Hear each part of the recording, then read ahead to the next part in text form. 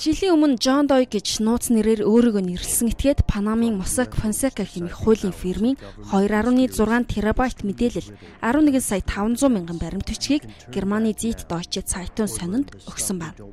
Улмаар үүнийг олон улсын 90 сурвалжлах сэтгүүлчдийн консорциумд дамжуулснаар дэлхийн олон орны төрийн тэргүүн, улс төрчид болон тэдний гэр бүлтэй холбоотой баримтууд ил болсон.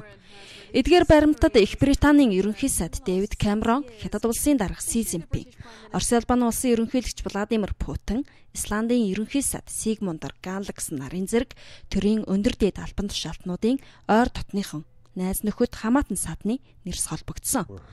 Офшорт данс нэгтээ үйлчлүүлэгч нар ихэвчлэн өөрсдийнхөө нэрээр бус дан байдлаар нууц нэрээр нээдэг учраас дэлхийн лидерүүдийн найз нөхөд хамаатан садны нэрс энэ баримтад байгаа нь хардлага төрүүлж байна.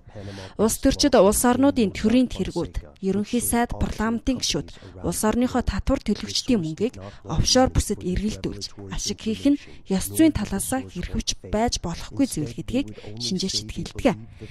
Исландын ерөнхий сайд Сигмундар Галлаксныг 2007 оноос эхэлж Виргинийн арлуудад Wintris гэдэг компанитай байсан тухай мэдээлэл цацагдсны улмаас тэрээр ихээхэн эсэргүүцэлтэй тулгарч улмаар албан тушаалаа өгсөн. Испанийн үйлдвэрийн сайд Хосе Мануэл Сорья Панамын баримтад холбогдсныхоо дараа өнгөрсөн сард албан тушаалаа өгсөн.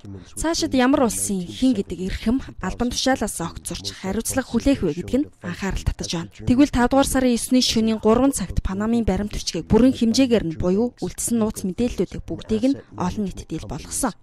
Олон улсын 90 сурвалжлах сэтгүүлчдийн консорциум Панамын баримт бичигт байгаа хувь хүн аж ахуйн нэгжүүдийн нэрийг задлсны дараа энэ мэдээллийг няцаагаад байсан эрхмүүд болох Их Британийн ерөнхий сайд Дэвид Камероны аавын нэр нь офшорт холбоотой нь тодорхой болсон. Өчигдөр ерөнхий сайд Дэвид Камерон хатан хаантай уулзах үеэр Афганистан, Нигер улсуудыг дэлхийн хамгийн их авилгачсан улс орнууд хэмээн хэлж шуугиан дэгдээсэн.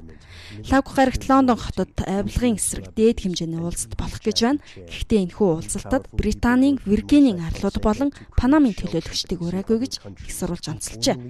Мөн Нидерланд, Австрали, Испани, Франц зэргийн улсууд мэдээллийн мөрөөр мөрдлөг шалгалт хийж эхэлснээр мэдэгдлээ. Бусад улс орнууд ч мэдээллийн мөрөөр ажиллаж эхэлжээ.